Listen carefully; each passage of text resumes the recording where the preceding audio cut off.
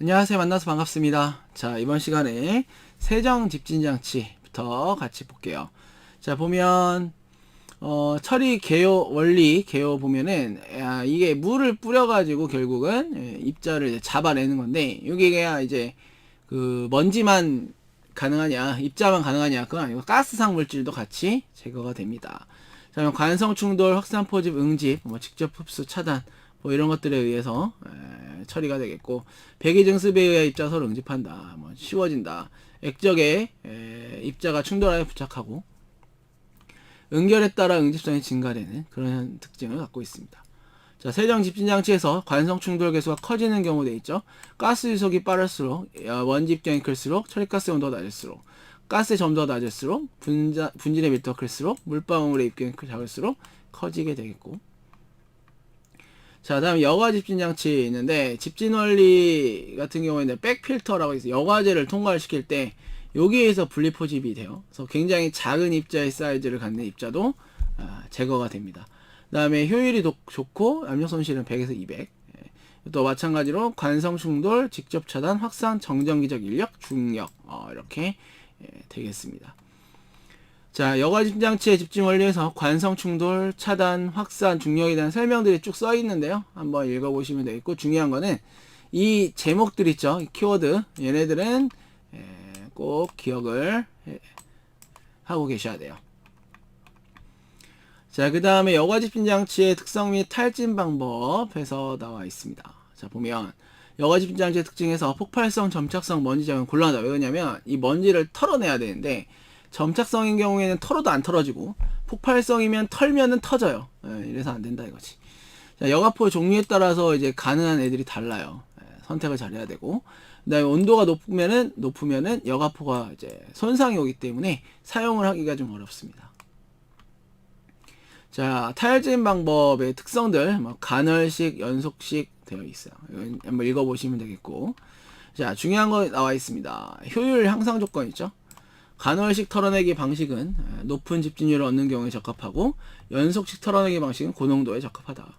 다음에 필요에 따라 유리섬유에 실리콘 처리 등을 적합한 여포제를 선택하도록 하고, 다음에 압력, 온도 이런 것들을 파악해서 해야 된다 이거죠.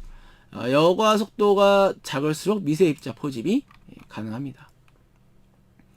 자, 그 다음에 전기 집진 장치 있어요. 자, 보면은 이제 여기 방전, 코로나 방전 요거 기억해야 되고요. 마이너스라는 옷을 입혀주는 거야.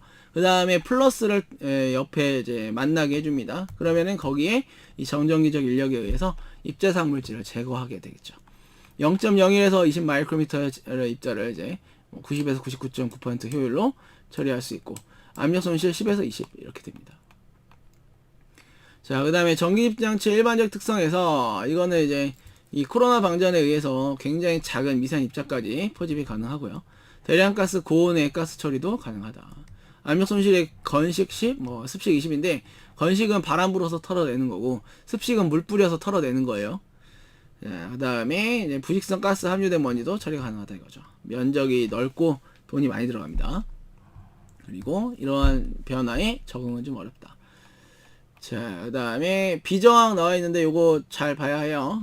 낮은 비저항이다, 낮은 전기 저항이다 그러면 10의 4승보다 작아요. 제비산.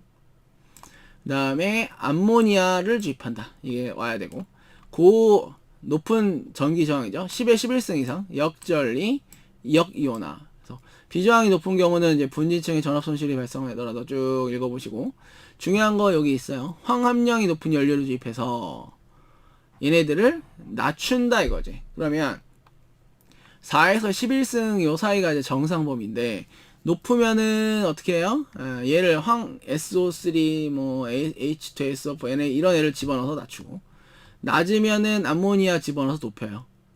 전기 비정이 낮을 때는 제비산 10의 4승 이하인 거고, 높다라는 거는 11승 이상이고 역전리 현상이 일어나게 됩니다.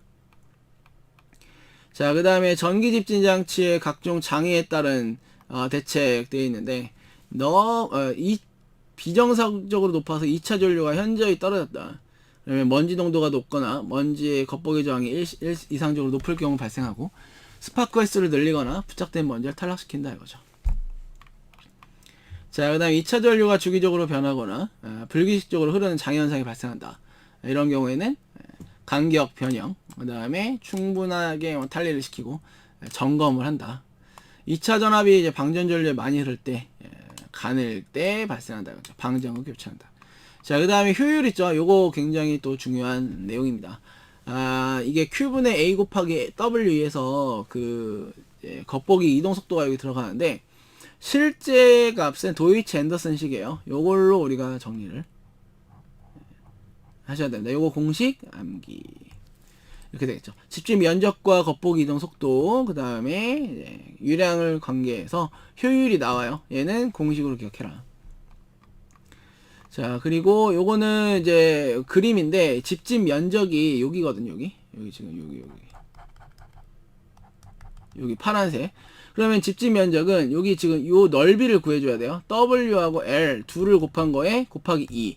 그러면은 이제 S만큼의 거리가 떨어져 있죠? 그러면은 유량을 구할 때는 여기를 구해줘야 돼. Q는 AV이기 때문에. 그러면 요 단면적이, 이 단면적이 여기에 들어가는 거예요. 집진 면적은 여기야. 그러면 얘를 갖다가 이렇게 딸랑 하나만 있는 게 아니라 이런 식으로 하는 경우가 있어요. 그러면 여기는 어때요? 단면이야. 단면. 그러면 면적이 하나죠?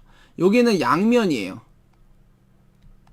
그러면 면적이 두 개가 있겠지. 자, 예를 들어서 집진폭이 1m, 집진극 길이가 여기가 2m다. 그러면 2제곱미터죠? 2제곱미터. 이렇게 생긴 경우에는 여기는 2, 여기는 4, 여기는 4, 4, 2가 돼요. 그럼 얘네들 더한 게 바로 집진되는 총 면적이에요. 요거 나중에 문제 막 나오는데, 뭐 기출에 이제 뭐 더하기 1을 해서 뭐 개수를 산정한다. 이런 식으로 할 때, 뭐 이론적으로 공식으로 하지 말고 그림 한 번씩 이렇게 그려가면서 집진극이 몇 개 있어야 되는구나. 여기 같은 경우는 지금 보통 단면이라 볼 수 있죠. 왜냐면은 여기 안에만 될 거니까. 이거는 바깥의 면이니까 요거 하나만 가면. 근데 여러 개가 이렇게 있는 경우는 두 개, 양면, 단면 이렇게 됩니다. 그러면 총 집진 면적에 대한 거를 이제 뭐 결국은 양면짜리가 4개 있는 거랑 마찬가지죠. 그렇죠? 자, 그래서 개수까지 잘 확인했으면 해요. 자, 이렇게까지 해서 이번 시간 마치도록 하고요. 다음 시간 이어서 또 내용 볼게요. 감사합니다.